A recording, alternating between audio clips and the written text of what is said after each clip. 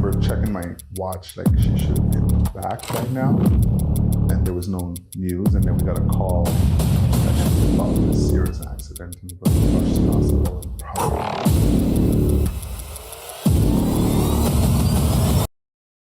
Okay, so we're recording here. You can start the recording.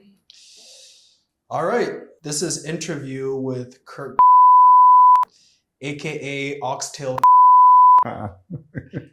Take Yes. So I've been told. That's what you've been told. How you doing, Kirk? I am good. You're I'm good? We're glad to have you good. here. Thank you. Can you tell us how old you are, please? Me, 50. 50? Just turned 50 in March. 50. In March? Mm-hmm. Okay. Happy belated birthday. Thank you. It's far away, but yeah. How many kids do you have? 4. 4 kids? Yeah. Okay. And how old are they? So ranges from 36, 33, 26, and 21. 21? Yeah. Mix between boys and girls? 3 girls and 1 boy. Last one being the boy. Got you. And marital status? Married. For how long? 23 years now. Nice. Yeah. And what do you do for a living? I'm a commercial insurance broker. Been doing that for about 25 plus years. And do you like it? Actually, I do enjoy it. Nice. I do enjoy it. Okay. What do you like about it? I like helping people, finding solutions to their needs for businesses. It's kind of social work too, because you're interacting with people on a daily basis, all sorts of people from different backgrounds, different trades, etc. And so you learn from them. And yeah, it's very rewarding. Nice. I like that. I want to also ask you about when you moved to Canada. Yeah.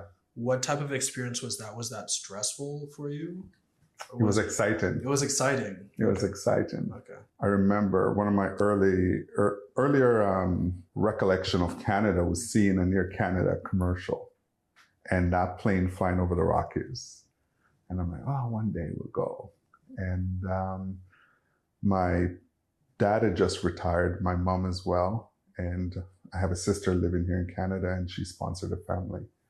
And so we moved here, packed up everything. It was just after high school for me.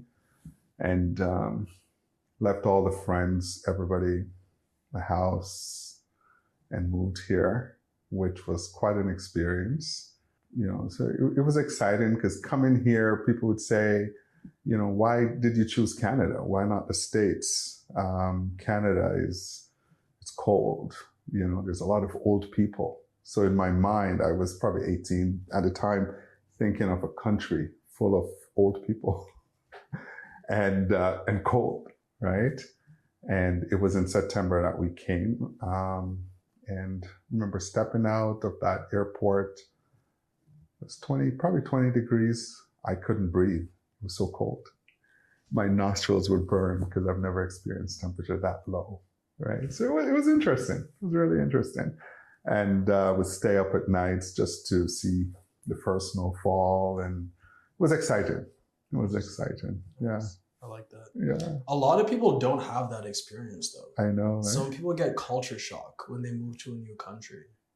The culture shock was not seeing people, in the same background. Where we moved was somewhere in Orleans, and there wasn't a lot of similar culture. But luckily, we had church. We had a church where there was a lot of different people from different backgrounds, from different Caribbean islands. And we would get together, we'll have events. And that was a big part of, assimilating into the society and the community. So that was a great support, definitely. So would you say that's a good strategy if you are moving from another country? Definitely. Yeah, definitely. It was like home. We would start having Sunday evening, we'll go to this person's house. We'll have a dinner. You have a potluck. You try out the dishes, It really helped. And I think for new immigrants coming here, that's a good start to find a community where you can feel a part of. It helps you to be a part of that society. So Definitely. how was the process of finding your church or a community? We joined the same church as my sister and my brother-in-law, and they've been going to that church for a while. And so we started going on Sundays, and they were very involved in church. So every Sunday we'd definitely be there. The church was a little bit different because I grew up in a quieter, more worshiping, a Methodist church. And this was a Pentecostal church. And it was loud. It was, people dancing. It was different, but we quickly adapted. And it's been a part of my life since. Cool. Yeah. And what helped you adapt to that new environment? I think family and gatherings. We would have outings where there were trips to Niagara Falls. We look forward for that. Summer camps with young people. So that was hanging out with people, like young people, your age group, and going to other places. That was really good. We had Bible study. We had dinners, as I said, weddings. You're just part of that community, just integrated in the society. So it was good. Yeah. So what about people that don't have family connections where they want to move? It can be tough. It can be tough because now I know people who are new to the country. I do a lot of cooking at home, a lot of gatherings. So we're always having people over, and people who are in my surroundings who I know they might be alone at Christmas or at the holidays will come over, have a meal with us. Sometimes we'll have 40 people at my house for a dinner, and so I enjoy cooking. I've been cooking since I'm 12 years old. And so we have a lot of people over and have people just feel a part of. Christmas for me, as early as I can remember, was not about gifts, buying gifts and giving gifts to other people. It was just getting together, eating, celebrating, and that's something that I look forward and always try to do at Christmas time. So sharing that way. Nice. Yeah. So if you're new to the country, come and find Kirk and he'll find my house. Nice. How did you meet your wife? So I met my wife back in '96. And when I came here, I found a job. It was difficult to find a job actually in what I was trained in. So I started out doing security work. And I was working at a local bank, and my wife now then she would drive by just to see me in my uniform. Probably one day was just driving by and saw me, and she was just smitten, So she would go by on a daily basis just to see. And one day her friend who was brave enough stopped and gave me her number, and we exchanged numbers and we started talking and took off from there. Nice. Yeah. Were there any challenges for the two of you while you were dating? Challenges, yes, but I never really thought of them as challenges. What were the challenges? When I met my wife, she had two young girls. 7 and around 5. And so I had no kids before and just moved into a mixed, family. I didn't really see it as negative. I remember raising those girls. I just raised them. I would say, I'm not here to take over the role of your father. You know who your father is. I'm here to guide you, support you, and to help you to grow up to be a better human being, contributing to the society positively. And so that was my focus. And, it's challenging raising teenagers in this society, and especially from different culture, because we're from a different background where, kids behave a certain way. And when we weren't having that, that was difficult.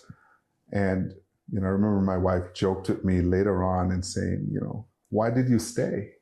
And I said, I never thought about it.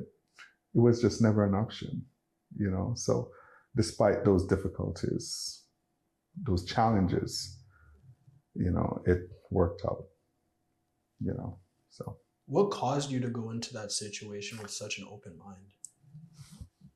I think it has to be with my background. My mom, when my mom married my dad, he had 2 children before. And I think one, at the age of maybe 3 or 4, came to live with my mom and my dad, and my mom raised them. And she was the one that moved to Canada that eventually sponsored a family so that we could be here. So I look at that just to say that these kids could grow up to be someone who could take care of me or anyone else in my family.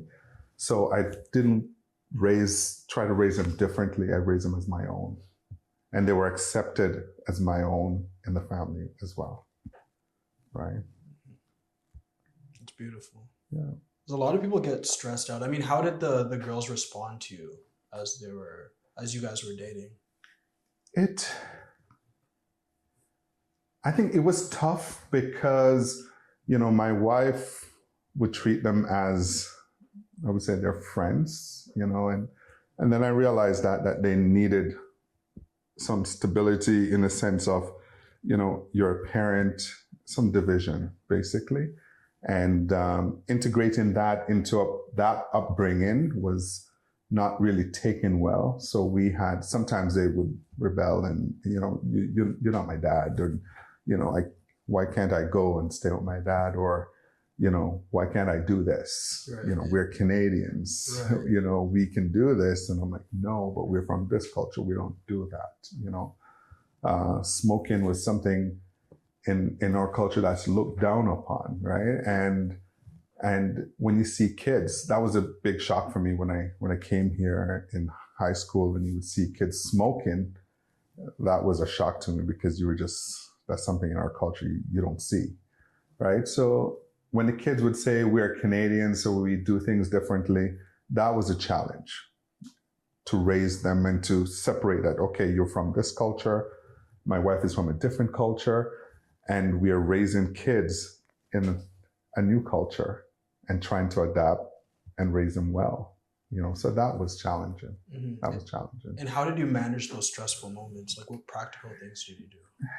We talked a lot. I don't think we never sought counseling or anything like that. We talked a lot and, would sit the kids down and talk to them.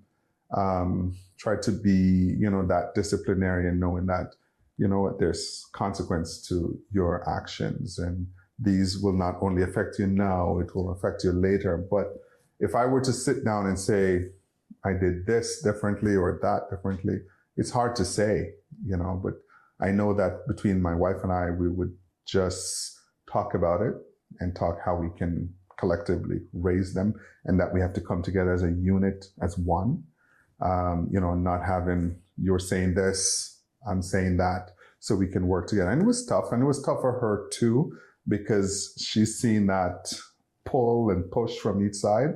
And as a mother, you're like, how do you balance that, right? So that was definitely tough, but I never saw it as something that would make me do different, right? I just knew it's a job I had to do, and I was just there to do it and just go on fully. Do you think that reinforced your patience during those times? Definitely. And there were times too, you definitely lose your cool or your patience.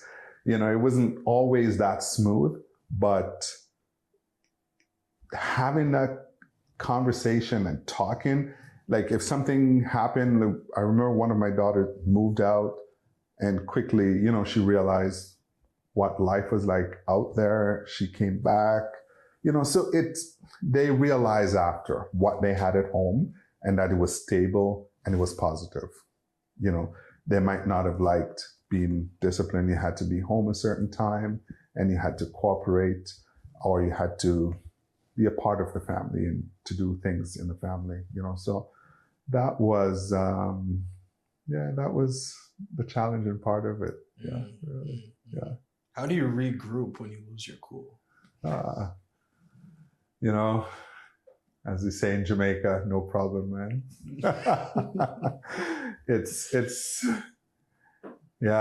You just let it slide.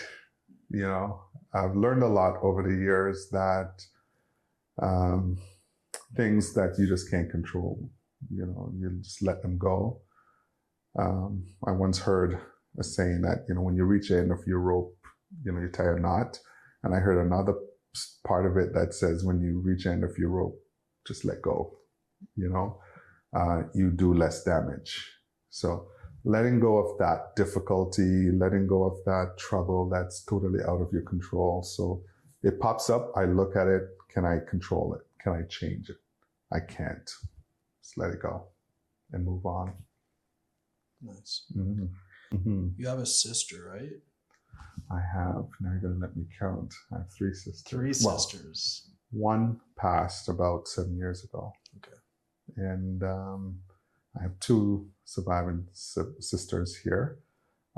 One had an accident, a car accident back in 2010 that left her paralyzed. So she's still around, very positive. She's just happy to be alive and to be able to be around her family and to see her kids grow up, So, yeah, so 2 sisters. How did you manage the stress of, finding out about your sister in the accident?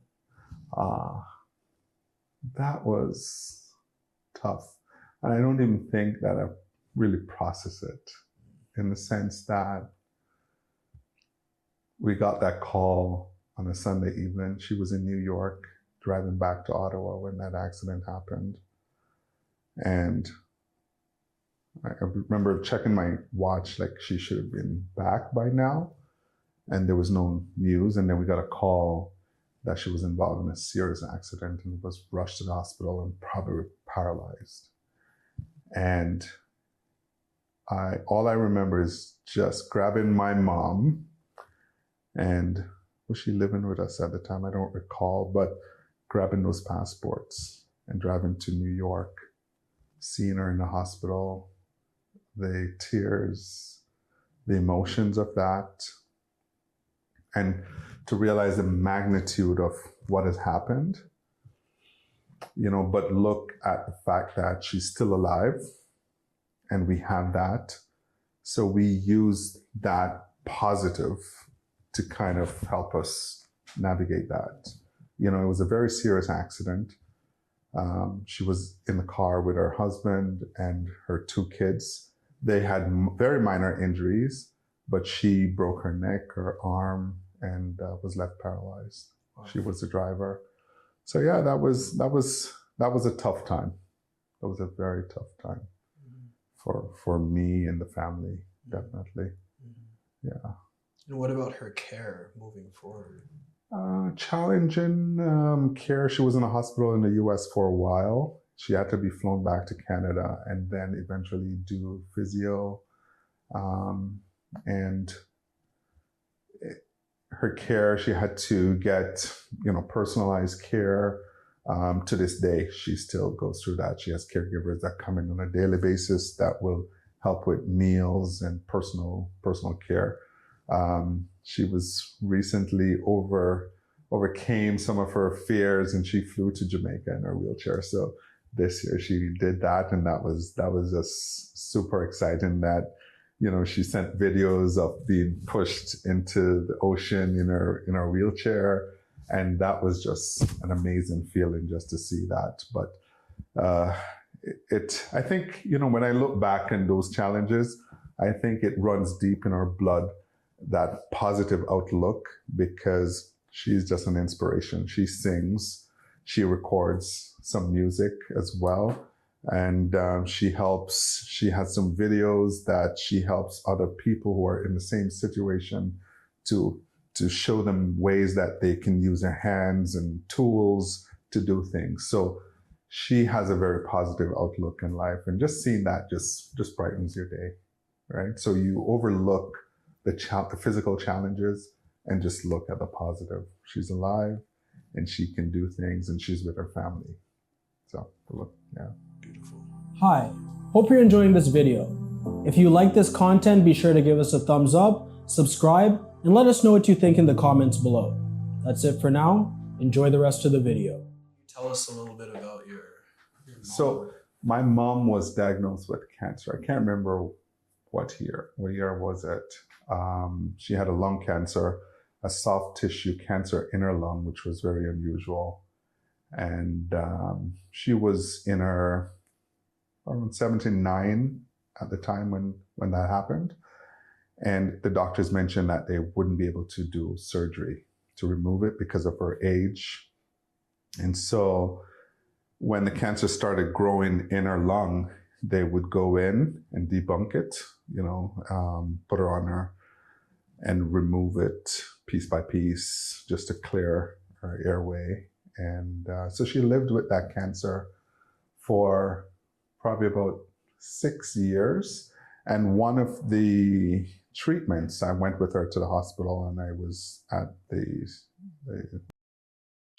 and I remember being called in because she was not responding. She was not waking up from the surgery. And so when I ran in to see her, the doctors and the nurses were all there, and they're saying she's not responding. She's just not waking up. They have to rush her over to the to have her put in a chamber to get some of the gas out of her brain. And so they did. And before they could move her, one of the things that my mom just blurted out was just a cry out to God, just to have mercy on her soul. And that was the only thing that came out, right? Was your mom was a believer, right? Very strong believer. And she was rushed to the hospital, and she was declared brain dead, right? They showed us scans. There were no activity at all. Declared brain dead. They've told us that you need to remove her from the life support. She will never recover. She will not know your name. She will not know who you are. And the family came together. We prayed together. We came to the conclusion, just listen, if this is what God has given us, we will just take it. And I remember saying to my siblings, just being in the room the moment when she had that stroke, and the peace that came over me after she cried out to God, I'm like, I could weather any storm. Whatever happened, I'm okay with it, And what gave you that peace? Just that word, that depth from her soul, just to see her belief was so strong that even though her brain was not working, I'm not sure how these words came out, but they came out loud and clear. And the doctors and the nurses made note of it, right? And she was at for, I think maybe up to about 2 months. And she started moving her little finger and start moving her toes. And the doctors said that it was just reflexes, and she woke up one day, just opened her eyes, and she knew all of us. And that was something that was remarkable. She had one of the most beautiful handwriting. She would make paintings and, write little poems. That was affected severely by that stroke. She had to relearn to write, to count money, to judge time, and it was such a big thing because if you think my mom was a school teacher for 40 years, a principal, a justice of the peace, and she had to learn all that over again. But she made a complete turnaround and lived for another 7 years. My wife and I became caregivers for her. So she lived with us, and that had its challenges as well. Because we had people in on a daily basis, try to coordinate care, planning meals, juggling work. But she remained faithful. She prayed. I would get up in the mornings and she would have sometimes just sitting there saying or telling me that I prayed for the entire family last night. I was crying. I was, she was just such a positive soul. You would call her with a problem and she would encourage you. And she had a devotional book that she would read on a daily basis. It didn't have the year on it, but the days were on it. And she would read that book every day. And sometimes she will say, could you read it with me? And yeah, sometimes I would, I'll be there and sometimes I'll be too busy. But after she died, I think maybe a couple of months, I picked up that devotional book and opened it to the day. And there was just a beautiful prayer in there about, losing someone, right? It was just so touching. I took a picture of it and scanned it to my phone and started sharing it with just a few friends and family. And they found it just so inspirational that they started asking me every day for it. So every day I would take the devotion of the day and share it. And I started out with maybe 3 or 4 people. And at one point I was sharing it with about 15 people in 3 different countries and 2 languages. My phone would switch the words to French and I would share it with some of my French friends. And that was one way of me honoring my mom. It's been 7 years since her passing, and I've been sharing that same devotion for 7 years with friends. And for some people, if a day goes by and I'm on vacation, I have to bring my phone and make sure that I have that devotion shared. So it's such a blessing to people. And for some people on this list, it's been 7 years and they're on the same list, and they would all often comment and say, I can't believe that this is the same devotion that I read last year. It just takes on such new meaning, just fresh mercies from it. And to me, that was one way of honoring my mom and honoring her love and devotion for prayer and giving to this day. That's beautiful, man. That's really beautiful. I have follow-up questions, man. Yeah. This is really, yeah, it's a lot to unpack. Mm-hmm. I mean, you heard about this, you heard about the cancer, right? Mm-hmm. And so I'm wondering, through that journey mm-hmm. to, I guess, her going into this coma and then her mm-hmm. coming back and mm-hmm. all of those things, it must have felt hopeless at some point, right? Especially when they said there was nothing they could do. Yeah, it was difficult, mm-hmm. Because my dad had already passed maybe 4 or 5 years prior to that. And he too had a very rare form of cancer that he passed from. And so it was so fresh, and we knew exactly what it meant to lose a parent. And just to think of our mom, who's always been the rock of the family, that praying mother, that supporting mother. She would spend days on the phone, people calling her from all over the world, because that's one thing she really enjoyed when she grew up, just helping people. She lost her parents both of her parents when she was, I think, 17 or 18 years old. And a family member took her in and helped to raise her. So she knew what it was like not to have So she made sure that she shared that love with people. So I think part of my upbringing and giving and sharing and caring is from her, from that, seeing that.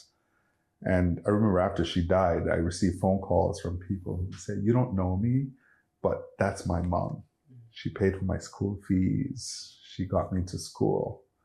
You know, there were people, I mentioned earlier about the common entrance exam that you had to pass to go to high school in the Caribbean or in Jamaica.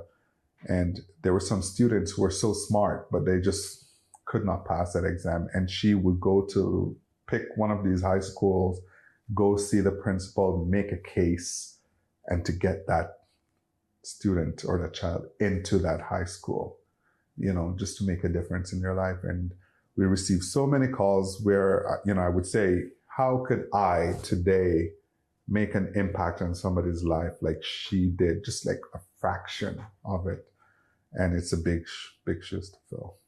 Do you feel like that's a lot of pressure? How do you release that pressure of filling those shoes? You know, I realize that each person has their own gifts and they're called to do certain things.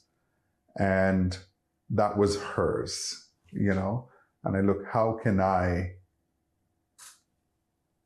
just to be a part of that would make me happy. And that's probably where I come in and just say, you know what, I share, I care.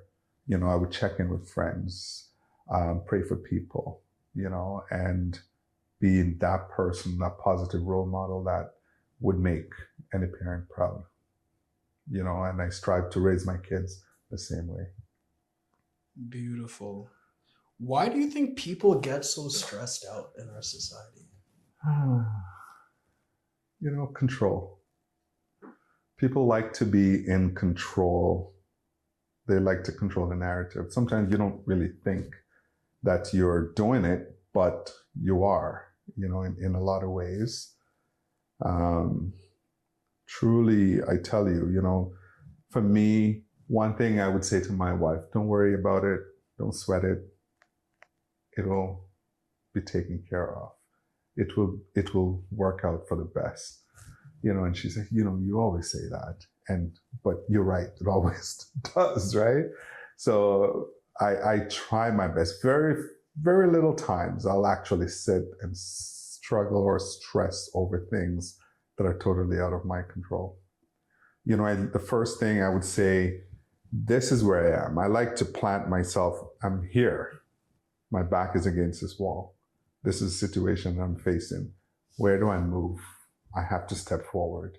So find where you are and you just move forward. You can't go back. You just have to move forward. And that's how I look at life. So strategies, is that one of the strategies, the wall behind the back? That's a big one. That's a big one? The first, okay. If my kids are going through things, and a lot of them don't really take that coolness from me, but you know, if you're going through something and they will call and you're upset, I'm like, okay, can you control it? No. There are lots of ways to climb a mountain. Find yourself. Where are you? This is the situation that you're in now. Where do you go from here? You have to move forward. So find yourself and make that first step and just move forward. So that's the first thing I go to when they would call me and, Dad, I'm going through this. You got to do this. I remember my son had a job and he got let go and he came home and he was just crying. And I'm like, why are you crying? You know, and he's like, yeah, you know, I really, you know, lost his job. I'm really disappointed. And I need something. And I said, well, okay, you lost a job. It's gone. Where's your resume? Brush it off, send it out. And I said, stop crying, just send out your resume. So he sent it out the same day. He got a call and he started another job. And I said, you see, sometimes when these disappointment or difficult circumstances pop up, there's just another door open, another avenue. So just look at it that way, you know?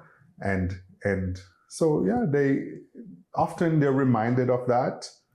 And I hope that it's instilled deep inside of them that they know that, listen, I have to just find myself and I have to just keep moving forward. It's part of life. It just means that you are here And difficult circumstances are here sometimes to teach us lessons. So it's teaching you something. What can you learn from it, right? And just move forward. Just take what you can get from it. Mm-hmm. Yeah. That's good advice. And we're going to wrap up. Yeah. We're almost done. Yeah. Final question for you. Sure. Do you have any words of encouragement for people that tend to get overwhelmed? Yeah, just, Romans 8:28 just teaches us that, God works everything for the good of those who love him and trust him. And no matter what your circumstances are and you're going through, you think he's already ahead of you. He's walked ahead of you. He's ahead. And you're just following, and it will all work out for those who love and trust God. Beautiful. Thank you, Kirk. Thank you. Hey, thank you for watching that video. If you enjoyed, make sure to give us a thumbs up, subscribe, and let us know what you thought in the comments below. Your opinion is important to us. That's it for now. See you next time. Peace.